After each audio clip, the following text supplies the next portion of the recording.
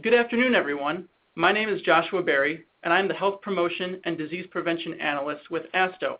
I am honored to welcome you to this webinar on behalf of ASTHO and the Tobacco Control Network. We are looking forward to the rich information being shared today and your questions on today's webinar, Best Practices for State Tobacco Control Leaders from the TCN 2016 Policy Recommendations. Before we get started, I'd like to take a brief moment to provide an overview of the logistics for this afternoon's webinar. You have the option of listening to this webinar through your computer speakers, which is the preferred method, or over the phone through the toll-free number and passcode shown on your screen. Please do not use both methods simultaneously to avoid audio feedback. This webinar is currently being recorded, and a link to the recording and webinar slides will be sent to you via email soon after the recording is available. The recording and webinar slides will also be posted on the ASTHO and TCN websites in approximately 2 weeks. And later on in the webinar, we will share direct links to where those resources will be made available. We invite you to participate in the question and answer session later on in the webinar. Please type your questions into the on-screen chat box at any time during the webinar. Computer and phone lines will be muted for the duration of the webinar. As you see on your screen, we have a full agenda to cover, as well as a number of meeting objectives. And our goals on this webinar are to explain the purpose of the TCN policy recommendations and how they were developed, to provide an overview of the TCN policy recommendations document, to describe how state and local tobacco stakeholders can use the TCN policy recommendations in their work, and finally, to overview the tobacco control resources that TCN and ASTHO have available online. ASTHO is the national nonprofit organization representing public health agencies in the United States, the U.S. territories, and the District of Columbia, as well as over 100,000 public health professionals these agencies employ. ASTHO members, the chief health officials of these jurisdictions, formulate and influence sound public health policy and ensure excellence in state-based public health practice.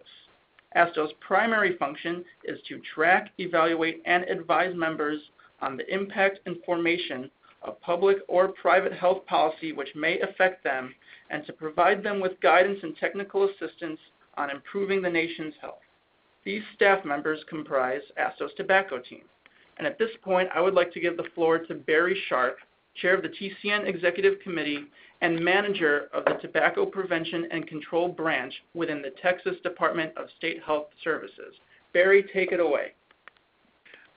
Thanks, Josh. The Tobacco Control Network, referred to as TCN, is an ASTHO peer group and is comprised of tobacco control program managers and additional tobacco control programs such as the Funded Alliance, and additional staff from each state, territory, and the District of Columbia. This wide representation allows the network access to a wealth of expertise and experience from across the country. Formed in 1994, the network's primary function, as you can see on the TCN Mission slide, is to improve the public health by providing education and state-based tobacco prevention and control expertise at the state, territory, and national levels. Next slide, please. As you can see by the TCN goal slide, the TCN goal is to focus on raising the primacy of tobacco control in all state health agencies, supporting the needs of state programs through information sharing, coordination and cooperation, and fostering collaboration and communication between state programs and national partners. ASTHO has provided leadership and staff support to TCN since March of 2014. This partnership provides a valuable linkage to tobacco programs across the nation and assist ASTHO in achieving the goals of supporting tobacco prevention and control with an accurate state-level perspective. If we could go to the next slide, please. The TCN leadership, as seen on the slide, is made up of the executive committee and regional representatives from across the country who bring a wealth of background and, again, years of experience to these roles. As the chair, I'm very grateful to have each of these individuals who volunteer their time, skills, and passion to TCN and to improving the health of the residents of all the states. And now I would like to turn this over to Andrea Mowry with Clearway, Minnesota, who is serving as the TCN Policy Chair and Chair-elect. Thanks, Barry. I really appreciate that, and it's really nice to be with everyone today. The policy recommendations that we're going to discuss today and present reflect TCN's priorities and its vision for those policy and systems changes which TCN membership feel are most important or critical to reducing or eliminating tobacco use and secondhand smoke exposure.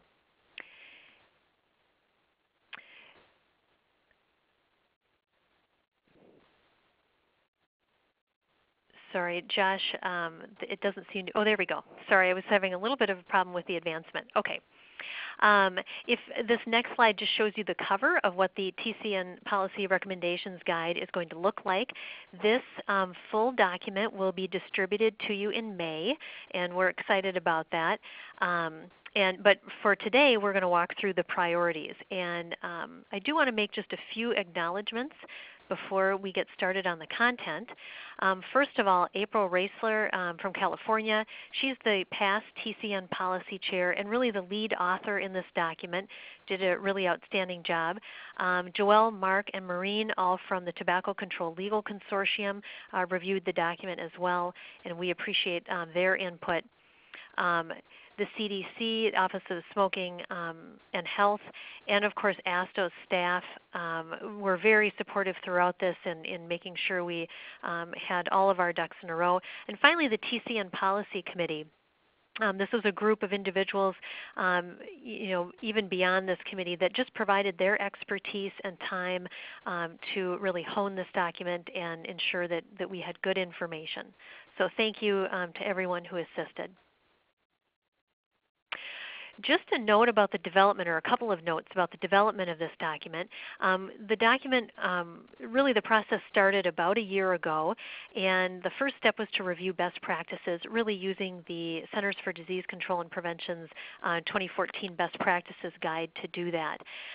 Then after that, in April and May of last year, the TCN membership were surveyed, and they were asked to rate 31 policies or systems changes on the strength of the science that they believed would help advance reductions in tobacco use or secondhand smoke exposure at the population level. But the membership was also asked to rate these policy and system changes in their likelihood of reducing health disparities, because at the outset of this, the TCN wanted to make sure that there was a population-based approach as well as a health disparities approach. Finally, the membership was asked, to report on what policies we should keep, which ones need editing, and what we should drop. So 26 states and territories did respond to this, and then there was a lot of additional discussion in a couple of different formats, probably the most noticeable being last August at the CDC's kickoff meeting. There were great discussions between TCN membership and the CDC during this time. And then finally, again, input from the TCN Policy Committee and individual TCN members as the document was edited throughout the fall and winter. So now we're at a point where we have 7 policy and system change categories. Myself, Barry, and Miranda are going to walk through these to give you a sense of the content. And I will kick us off by starting with the best practice of increasing the price of tobacco products. Just a couple of notes before I get started on this. These policy recommendations are not in priority order, and you'll see that the numbering system just continues. So as we click through the slides, you'll see 4, 5, 6, 7, 8, 9, and that's just to help us keep everything straight. So the first recommendation in this area is to enact a cigarette excise tax that's at least $2 per pack, with an equivalent tax increase on other tobacco products. It's also recommended that states look at designating a portion of the revenue from a comprehensive comprehensive tobacco control program, and in particular look at using that money to assist groups that are disproportionately impacted by tobacco use and secondhand smoke. The second recommendation in this area is to apply an excise tax to electronic smoking devices and e-liquids. This is primarily to discourage youth use and create tax parity throughout tobacco products. Finally, in this section, we've got a recommendation around enacting tobacco product price promotion restrictions. The role of these types of actions are to minimize erosion of the public health benefits that accrue from tobacco tax increases. So some of the things you might consider in this area are restricting or minimizing coupon redemption, restricting multi-pack discount offers, other minimum price policies, those types of things.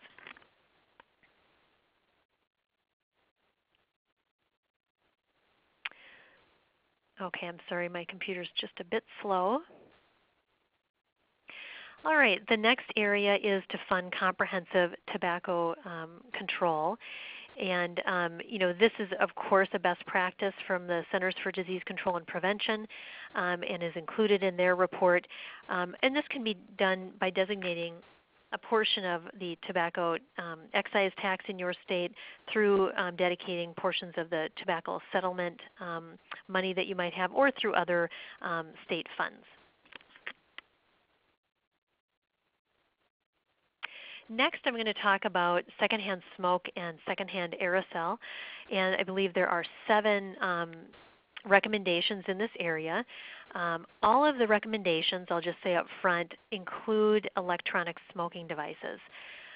So let me just start off with the first one, which is labeled number 5, and that's to enact 100% clean indoor air laws in all enclosed workplaces and public places. This includes restaurants, bars, gaming facilities, and other hospitality venues.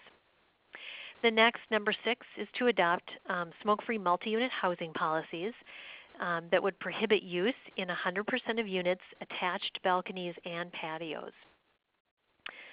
Number 7 is adopt and enforce 100% tobacco-free K-12 school policies that prohibit use of products on school property, school vehicles, and at school-sponsored functions that are away from school properties. And this policy would apply to students, staff, and visitors. Number 8 is to adopt campus-free college, university, and trade school policies, again to ensure that all facilities and grounds are tobacco-free among faculty, staff, and visitors. All right, number 9 is to adopt tobacco-free healthcare and behavioral health treatment campus policies. And this would include long-term, I think the intent around this one is to include long-term housing or inpatient care. Number 10 is adopt smoke-free car policies. Again, this does include electronic smoking devices, but this is really to protect children under the age of 18 from exposure to secondhand smoke and aerosolized toxins. Finally, the last one in this section is to adopt tobacco-free outdoor policies, particularly in youth-sensitive areas, to protect the public from secondhand smoke exposure, fire hazards, and environmental harms resulting from toxic tobacco waste.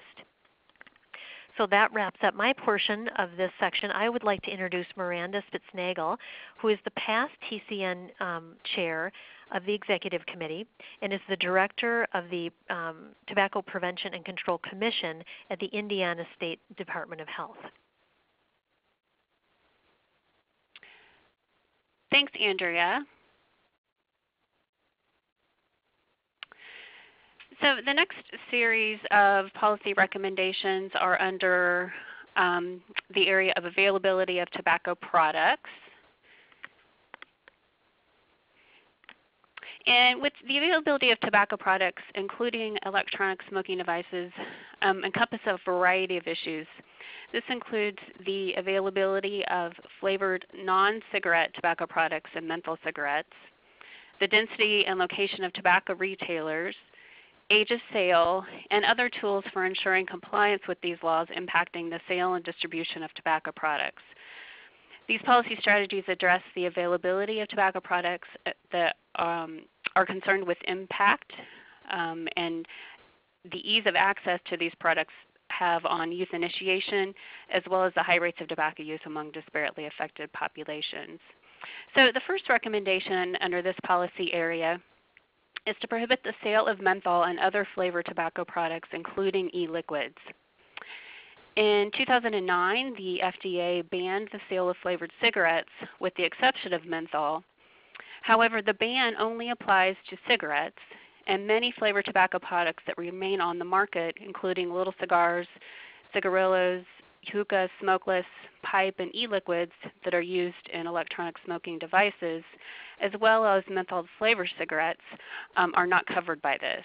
And while the FDA may take further action, states and localities can and have enacted restrictions on the sale of flavored tobacco products, and in some cases included menthol cigarettes. The next recommendations are number 13 here, to enact retail licensing for the sale of tobacco products and electronic smoking devices, and 14, to promote local tobacco retail density and zoning restrictions.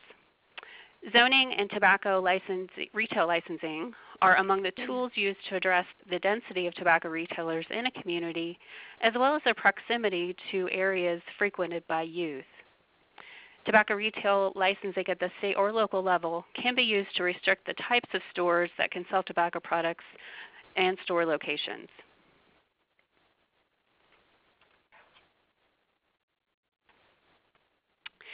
The next policy recommendation is to raise the minimum sale age of tobacco and electronic smoking devices to 21 to prevent youth uptake of tobacco products.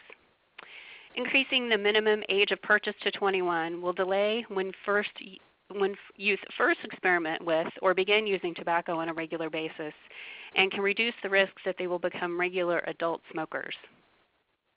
The Institute of Medicine report concluded that raising the age to 21 would primarily prevent youth initiation of tobacco use among 15 to 17-year-olds. And then the next recommendation on the slide speaks to extending tobacco-related availability restrictions to electronic smoking devices, again, to prevent youth uptake of these products.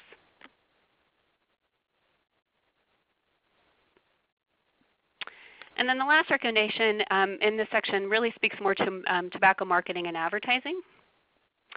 And this is to promote the adoption of voluntary policies to restrict the marketing and advertising of electronic smoking devices.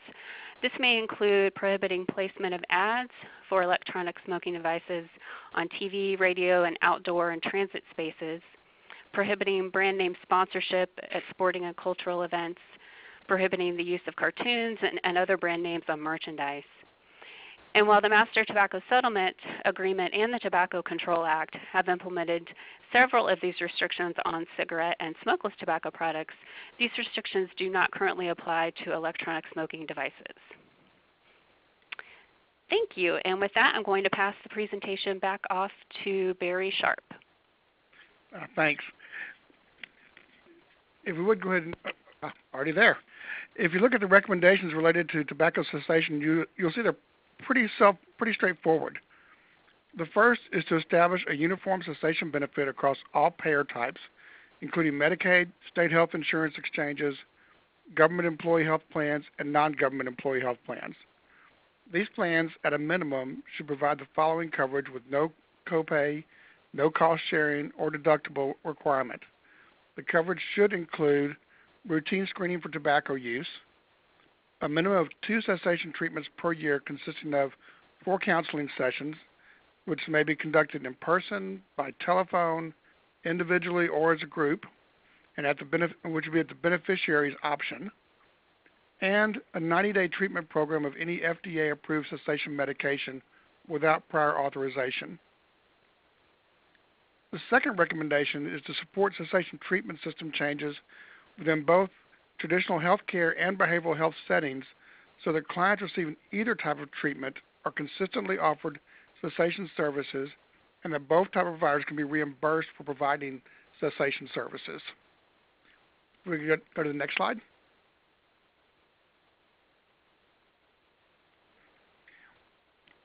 The recommendations regarding emerging products focus on 2 elements: electronic smoking devices and marijuana. We've all been watching the impact of the electronic smoking devices on our youth and adult populations for the past couple of years, as these products have moved from being a rarity to now being rampant across our communities.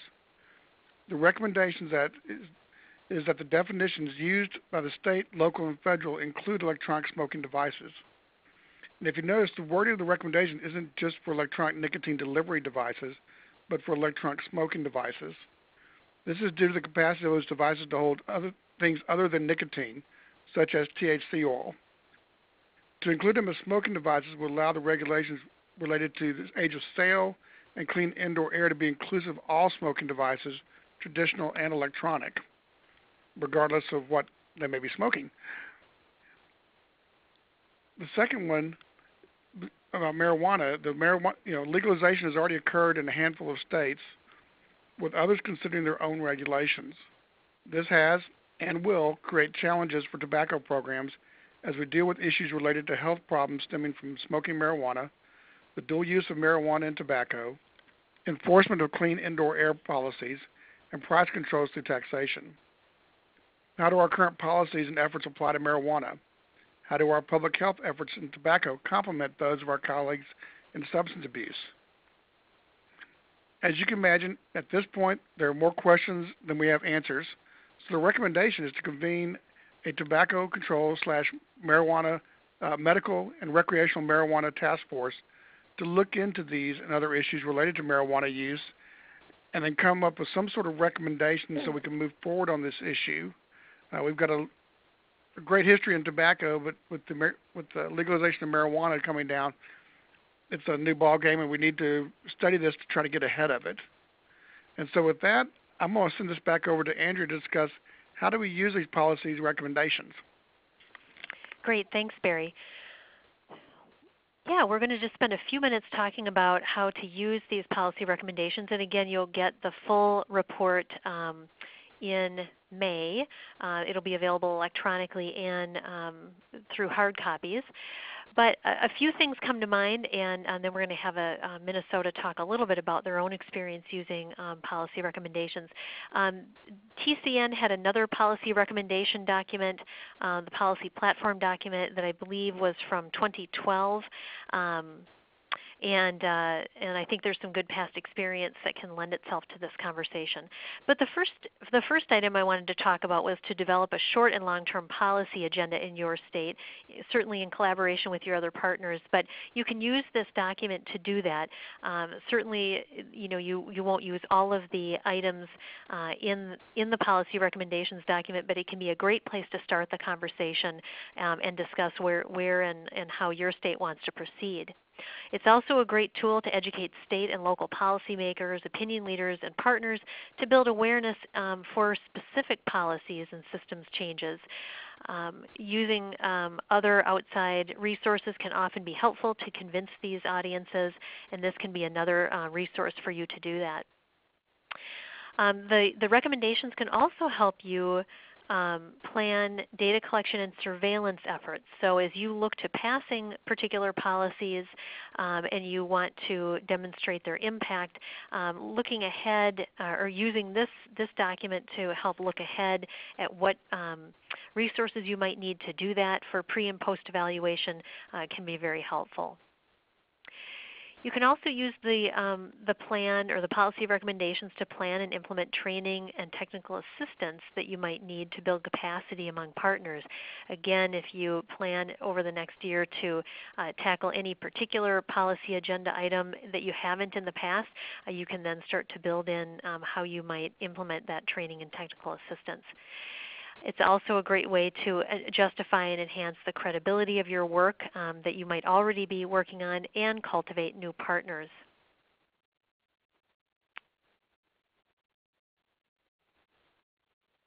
There we go.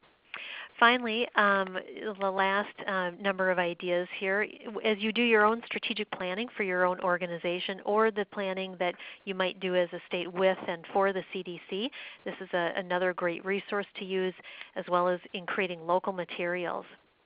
Now I want to turn it over to Christina Thill, who is the State Tobacco Policy Planner in Minnesota. She's also on the TCN board as the Region 5 rep, but she's going to walk through an example of how Minnesota has used the policy platform in the past.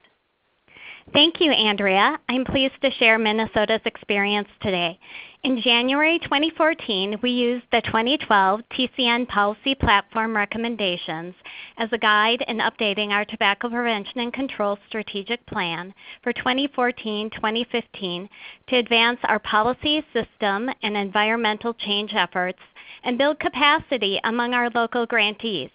The recommendations were a valuable tool during this process. At the same time, our state tobacco funding partners, Clearway Minnesota and Blue Cross and Blue Shield of Minnesota, were also developing strategic plans. We shared the policy recommendations with our stakeholders as a resource to build support and momentum for our related policy efforts. In Minnesota, we have a strong infrastructure for tobacco control policy efforts, which has contributed to numerous policy successes at the state and local levels, including increasing the price of tobacco products, the adoption of smoke-free multi-unit housing policies, tobacco-free post-secondary campus and outdoor policies, retail licensing for the sale of tobacco products, including e-cigarettes, expanding the definition of tobacco products, including electronic nicotine delivery devices, and local policy efforts to prohibit the sale of flavored tobacco products. Last fall, our state tobacco funding partners came together to design a process to develop Minnesota's 5-year comprehensive tobacco control framework and build upon our state and local successes. The previous TCN policy recommendations, as well as CDC's best practices for tobacco control, served as a touchpoint document during the development of our comprehensive tobacco control framework. We convened a 28-person advisory group to help develop the framework, which includes 6 goals and 17 bold and far-reaching steps for a smoke-free generation. Many of these bold steps mirror the 2016 TCN policy recommendations released today. Thank you. Next is Josh. Yeah, thank you so much for that overview, Christina, of your work in Minnesota. And I'd also like to, at this time, thank Andrea, Barry, and Miranda for describing the TCN policy recommendations and how they can be used to make advances in state and local tobacco control policy. We've left ample time now for questions and answers, and so now is the opportunity to get that started. So I'll be moderating the Q&A session and directing your inquiries from the chat box to the TCN speakers that you just heard from. And I'd like to remind everyone joining us that phone and computer microphones will be muted, and so if you'd like to ask a question during this time, if you have a follow-up question or a clarifying question, please plan to utilize the chat box, and that's what we'll be using to take your questions and direct them to the TCN speakers we have today. And so I'd like to start actually with a logistics question about the availability of slides after the webinar. And so to clarify, yes, the webinar recording and the webinar slide deck will be made available to everyone joining us today and everyone who signed up to join the webinar who was not able to make it this afternoon through a follow-up email going out soon. And then in addition, as we wrap up today, I'll be overviewing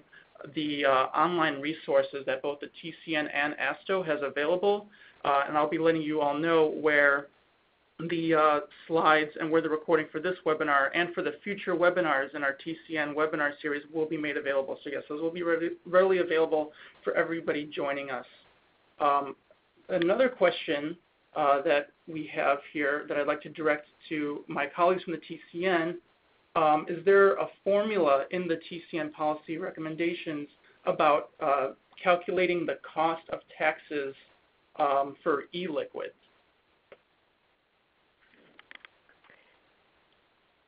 This is Andrea. Can you hear me okay? Yes. Okay, great. I have the document in front of me, and I've read it so many times you think I would know right off the top of my head, but I don't believe there is a tax formula in here, if that's, I think that's what's at the heart of the question. Yes, I'm in that section, and I don't see an actual formula.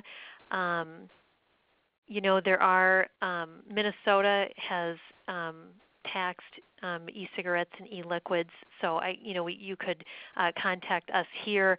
I think we're one of the few states that have done that, although I think there could there are potentially more now. So certainly any of my other colleagues who want to chime in, please do so. But I don't believe there is not a formula that's recommended within the document.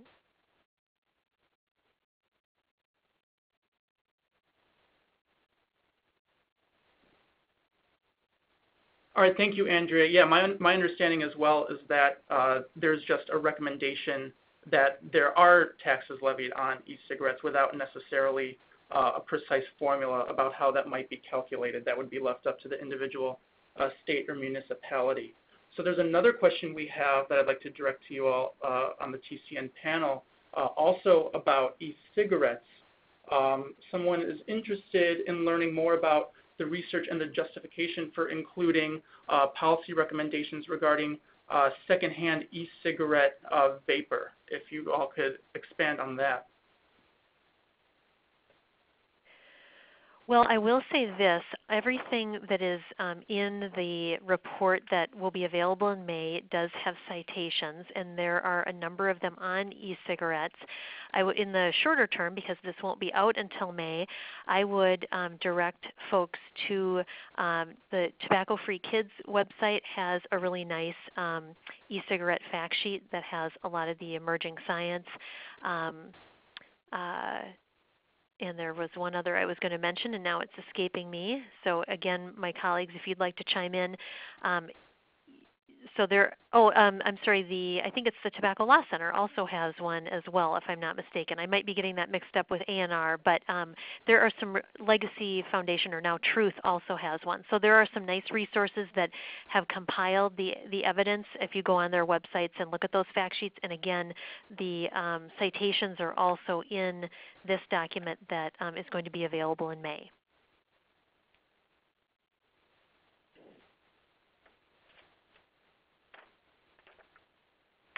Yeah, thank you, Andrea.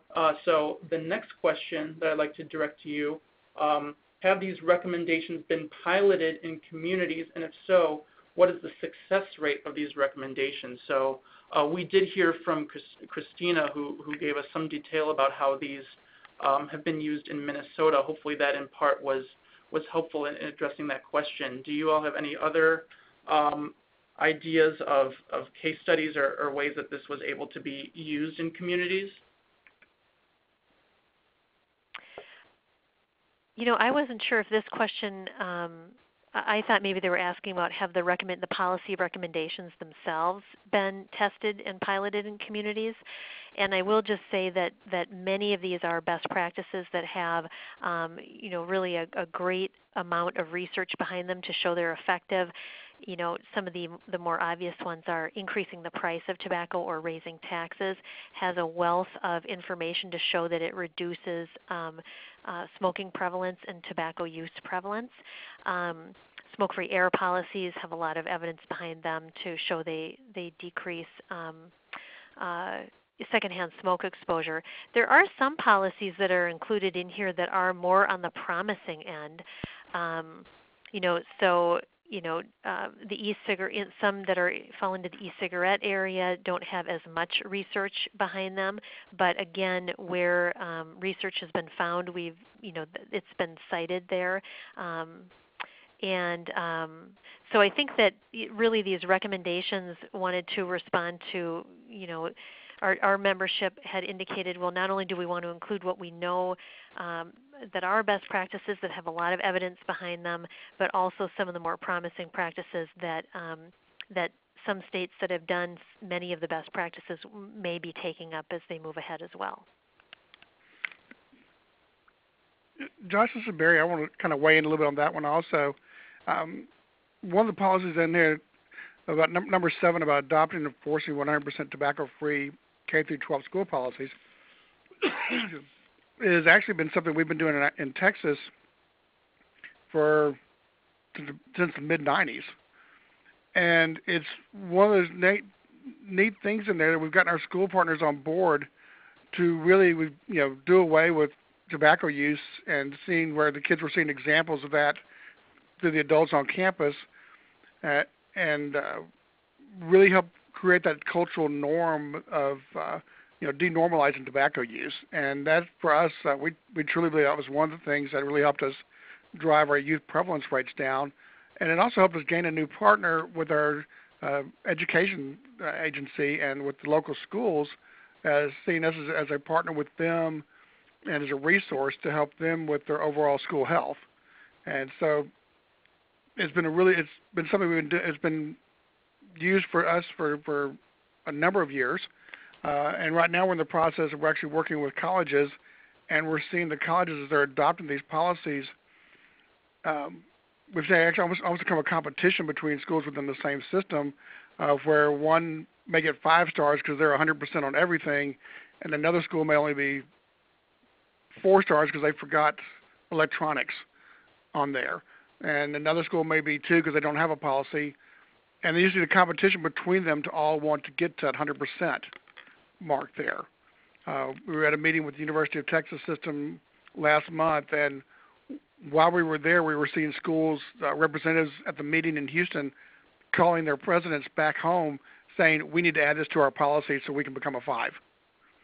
And so it really gets that schools aspect into it, which then again helps extend that norm side of it and to really create those healthier environments there for the students and for the faculty and for the visitors. And we know that that does have an impact on both lowering prevalence for those who haven't started, but also helping those who are trying to quit. So that's just an example we've had from Texas of a couple of these policies, what happens when they meet the real world. Yeah, thank you, Andrea, and thank you, Barry, for elaborating on that. Just as a reminder to everyone joining us, we have ample time for questions and answers, and so I do appreciate those who are continuing to use the chat box to give us some questions. We'll be able to get to all of those, I imagine.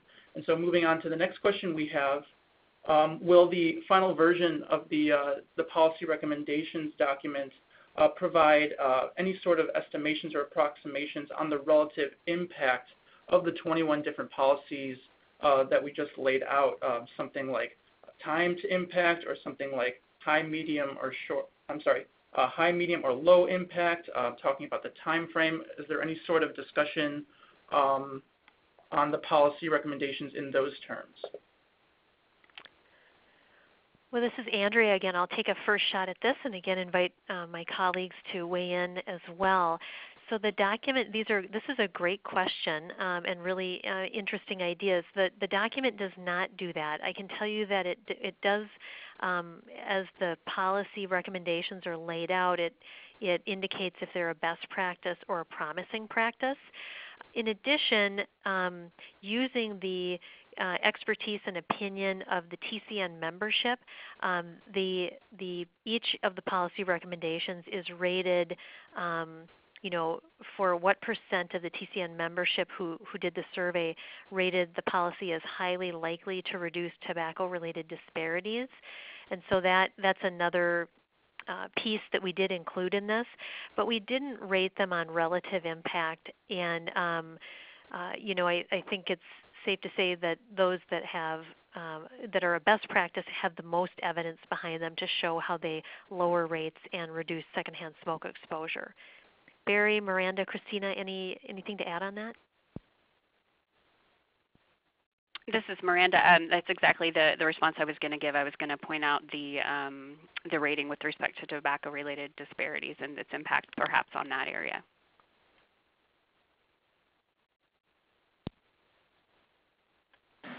Ditto.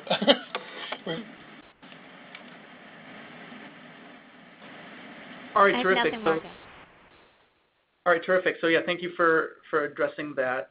Certainly something of interest, it seems. And so moving on to the next question, someone is interested in knowing about how these great policy recommendations map onto the CDC's 618 initiative, which I understand includes tobacco control as one of 6 public health issues to go after, with 3 cessation-minded ways in which to accomplish that.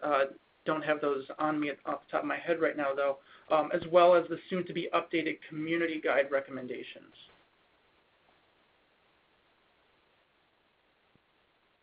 This is Miranda. I can just comment on that specifically. I think these are great suggestions on how we can be communicating these policy recommendations, especially as it's released in the coming months, and having conversations with some of these other stakeholders, especially our partners with chronic disease and working in some of these areas. So I think that's another example about how we can possibly again, share among other program areas and apply these recommendations to other stakeholders.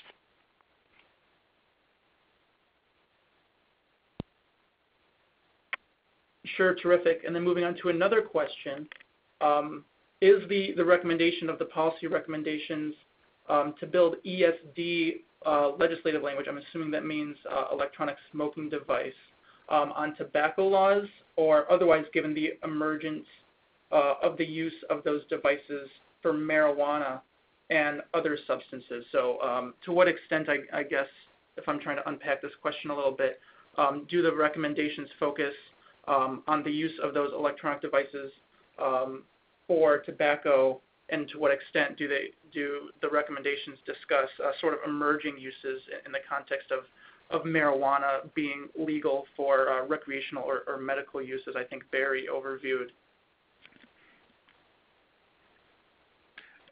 Well, this is Barry. I'll take a stab at that one. On the marijuana side of it, I think at this point we need to actually study this to figure out what the recommendations would be as far as policy. I mean, I think there's some that we can look at that we'd want to, maybe easier than others, such as, exposure to secondhand smoke. If you already have exposure to secondhand smoke with tobacco, then it would make sense you'd want to keep that same exposure from other secondhand smoke caused by other things, or whether it be marijuana or the electronic smoking devices. I don't think any of the policies in here are actually designed to provide legislative language, but I think they will and can provide some of the background and some of the foundation to actually work on looking at what type of policies or recommendations you want to create. Obviously, with all the states, territories, municipalities, even work sites, they're going to craft it a little bit differently to kind of meet what their local needs are and their specific needs are, and how they want it to actually look like. But I think this sort of gives a good foundation to be able to start those conversations and to start looking at where do you want to go and where do we want to go as a field as far as trying to look at policies in the long term here. I hope that kind of answers the question a little bit. Does anyone else have anything they want to add to that? Oh, I think that was right on. Yeah, thank you, Barry. And again, just to remind everybody, there won't be an audio component to the Q&A. So if there are any follow-up questions you have about the points being discussed, you remain free to get those to us in the chat box, which is how we're fielding questions right now. Another question that we have talks about a recent article by Dobbs et al. Published in 2016 in the Journal of Preventive Medicine mentions policies passed in 2015 per state, and the article mentions child-proof packaging of e-cigarettes appears to be a trending policy. And so are there any recommendations in the upcoming policy recommendations document specifically about child-proof packaging standards for e-cigarettes and for e-nicotine liquids? Sure. Well, this is Andrea. I can take that one. There is a note included within the document that talks about what it's very brief, but while child-resistant packaging for electronic smoking devices and liquids is urgently needed, it is not included in this document because the TCN felt that childhood injury prevention advocates should take the lead on this policy strategy. However, the TCN expressed its willingness to lend its support to addressing this important public health problem. So there's a note about its importance, but it's not included as one of the 21 recommendations, but a good topic nonetheless.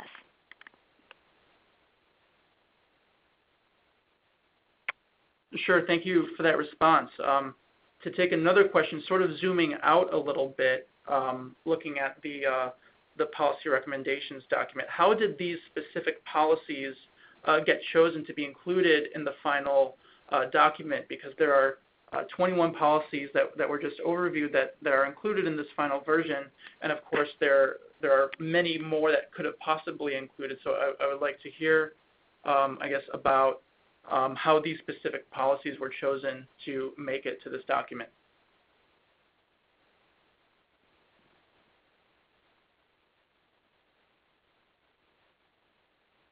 Well, this is Andrea. I'll go back to maybe expand a little bit more on how the document was developed, and Miranda and Barry, maybe again you might want to jump in on this as well.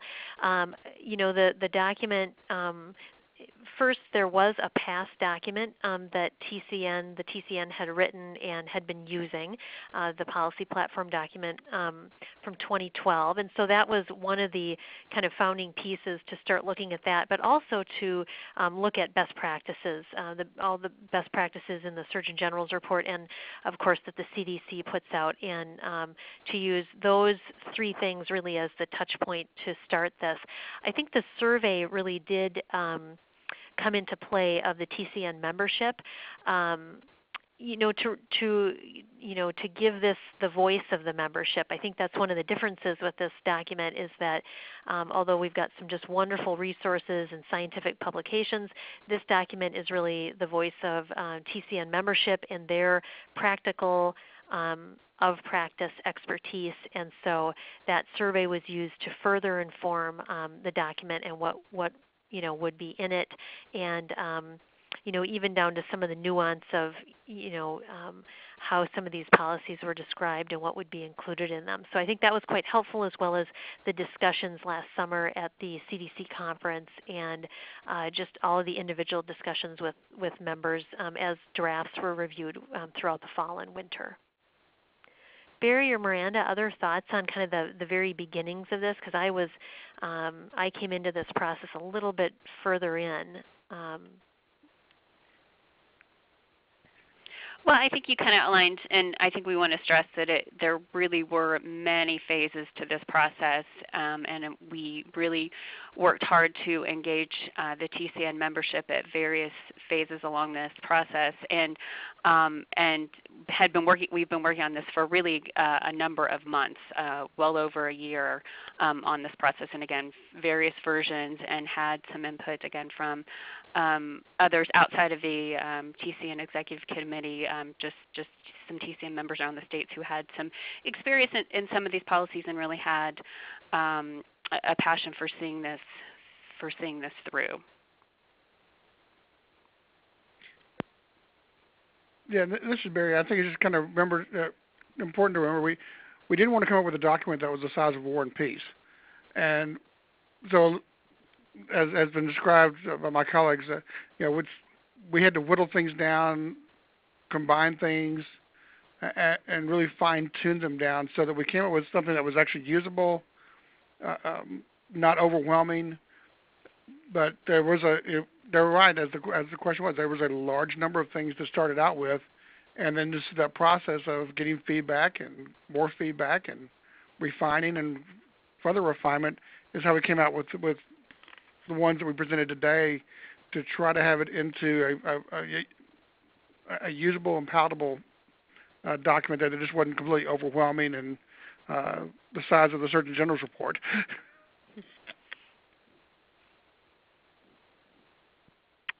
Yeah, thank you for addressing that. And another question we have, I know that there was mention of the 2012 prior version of this document, and so sort of following up, and as you all elaborated on the process as to how this document got drafted and how these policies were chosen for the 2016 edition, what changes are reflected in the 2016 policy recommendations compared to previous versions of the document that were published, and were there any key additions or omissions based on perhaps emerging policy areas in the past 4 years?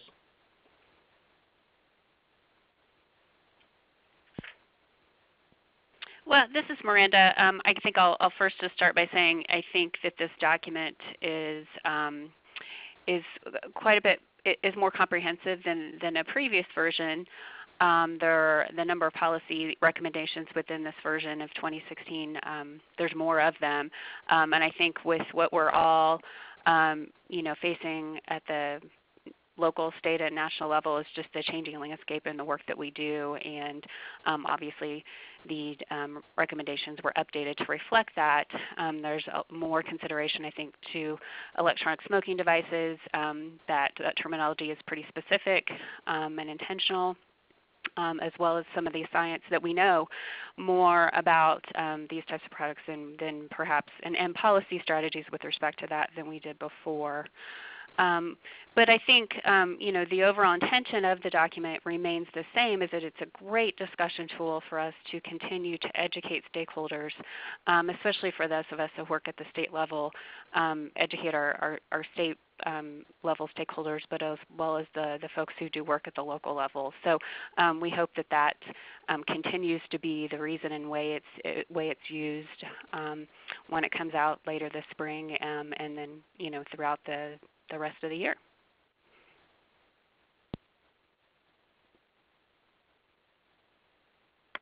Sure, thank you for that. And as a follow-up question that we have here,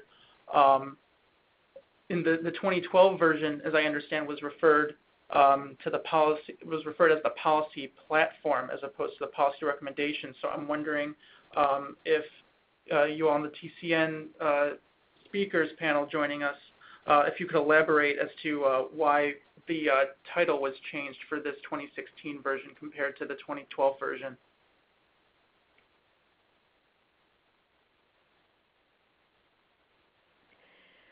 Well, this is Andrea. I think that the term recommendations is probably more accurate, and as we went through discussions, I think we determined that. The TCN, the Tobacco Control Network, in and of itself doesn't pursue a set of policies together, but uses something like this, and uses them within our states to, determine what direction our own states should go. So, we think that recommendations is a more accurate term, and really kind of speaks to the use of the document. That it's not prescriptive. That again, these are recommendations. This document can be used for many purposes, but really does reflect not only best practices and the science, but also the voice of TCN collectively.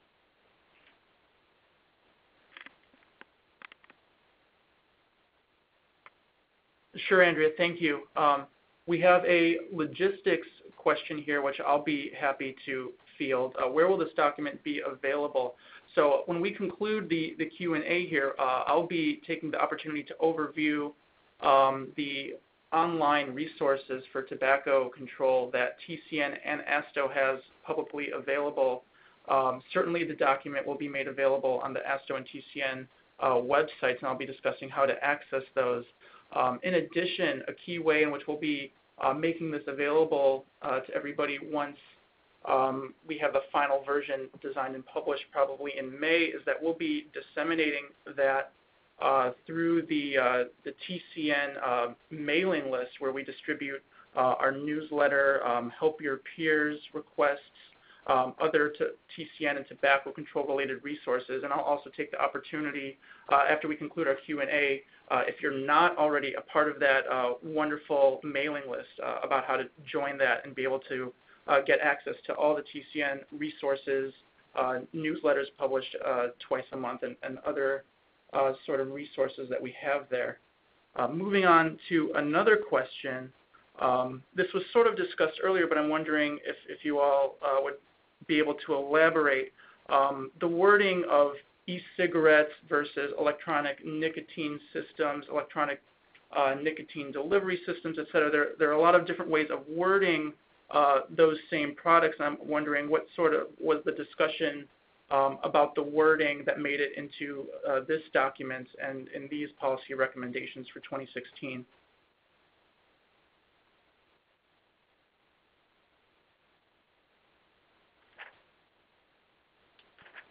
Well, this is Barry, I don't remember the exact discussions of it, but I know as we're getting ready for this webinar and looking at that, the discussions on it really looked at for the policies on as far as the emergence side of it. I know, when they first came out, the terminology electronic nicotine delivery systems, and it spoke specifically to nicotine delivery systems. One of the things we were looking at on this with the policy was how it applied to as far as secondhand smoke and some other things in there, by able to use this, say, an electronic smoking device, because we were realizing at that point that some folks were probably putting something besides nicotine in there, or potentially could put something besides nicotine in there, that we wanted to have the language of the policy broad enough to be able to cover those also. So that if you're looking at the secondhand smoke exposure, you weren't just limiting it to the discussion of secondhand exposure to nicotine products, but you were looking at to whatever the smoking product was. I hope that kind of answers your question there.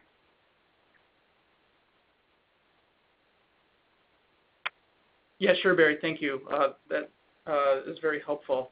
Another question we have here, which I think was touched on earlier, but this would be an opportunity to expand on that, I think, is what kind of evidence-based methods were employed in the discussion on determining which policies would be included in this version of the document? Well, there again, I'll just mention that there's a full citations list that you'll see with the document. But I certainly two core documents were the CDC's best practices and the Surgeon General's report. In addition to that, there are many. There's over 100 citations, over 150, I think, citations, maybe 140 in this document. So, again, really looking at science-based sources to inform, not only the policies that are recommended, but there's each of these policy areas has a section where with wording that just tries to lay out the rationale for the policies and at least a very high-level summary of the evidence behind it. So I think that will be helpful to people as you're looking for, again, something not as big as the Surgeon General's report, but maybe a bit more of a condensed version as you're trying to convince others that there's good science behind these policies.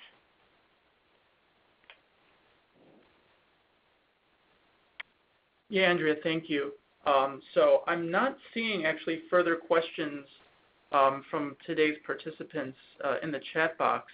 So I'd like to pause for a quick moment if anyone has any further final questions about the policy recommendations and the policies shared thus far.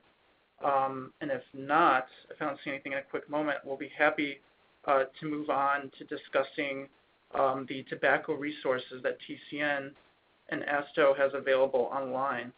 And seeing no questions, there will be one final quick question period at the end before we adjourn, but seeing no questions right now, I'll be happy to move on. And first off, thank you everyone for your questions, and also, of course, thank you to Barry, Andrea, Miranda, and Christina for your wonderful presentations. And I hope for everyone joining us this afternoon that the Q&A here was helpful in shedding additional light on the content of the forthcoming policy recommendations document and how those policy recommendations can be used to inform tobacco work at the state and local levels. And so I'll be happy to move on here to describe the tobacco resources available to everyone on the TCN and the ASTHO website. So first off, starting with TCN, I invite everyone to visit the redesigned TCN website, which is located, as you see here, on tobaccocontrolnetwork.org.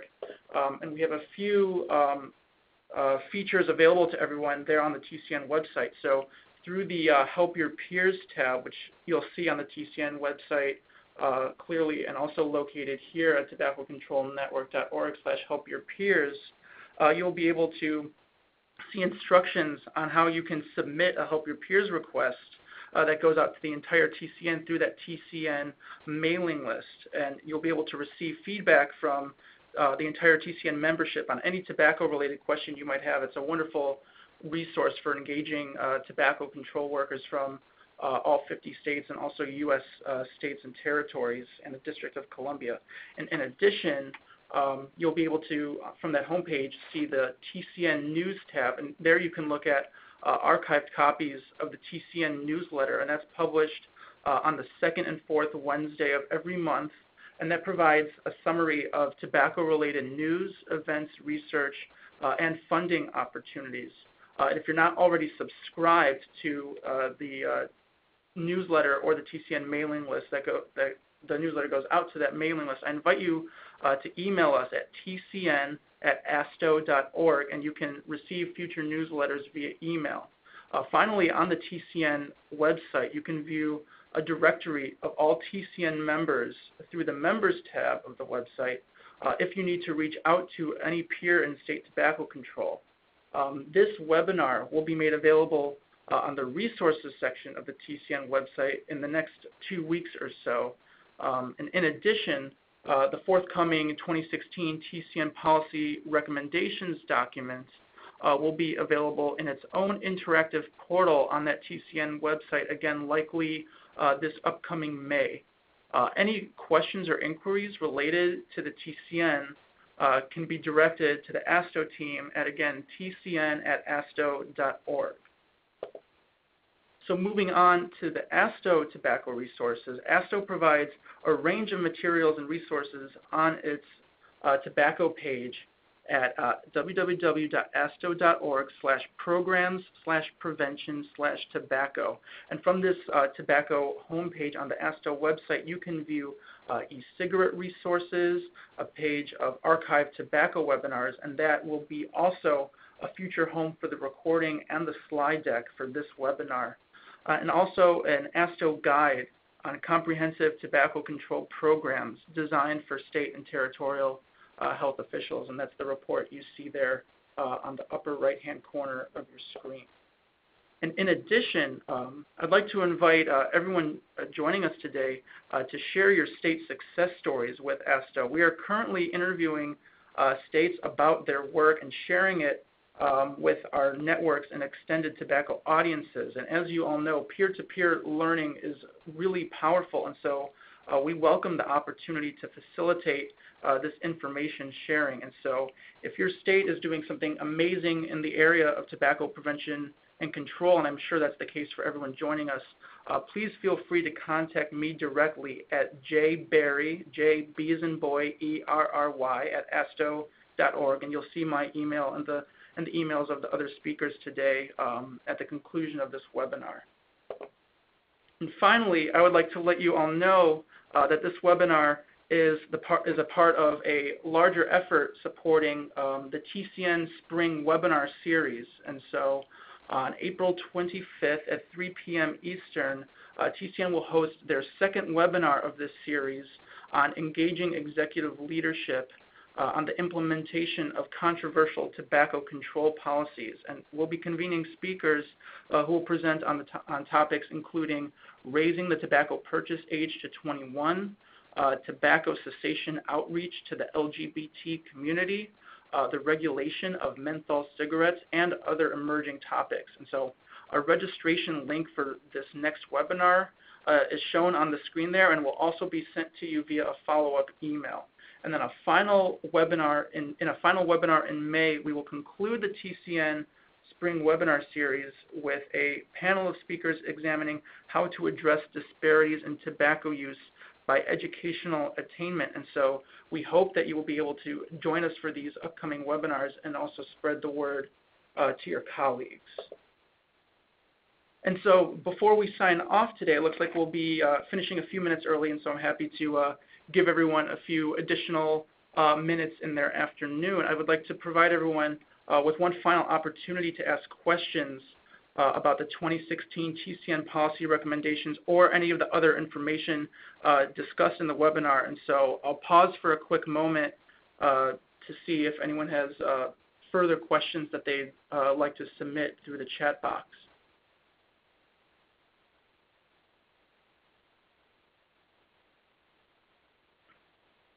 All right, seeing none, I'll be happy to wrap up here. And so before we go, I would like to let everyone know that when we conclude the webinar this afternoon, you will be directed to a survey, and a link to the survey will also be made available to you via follow-up email.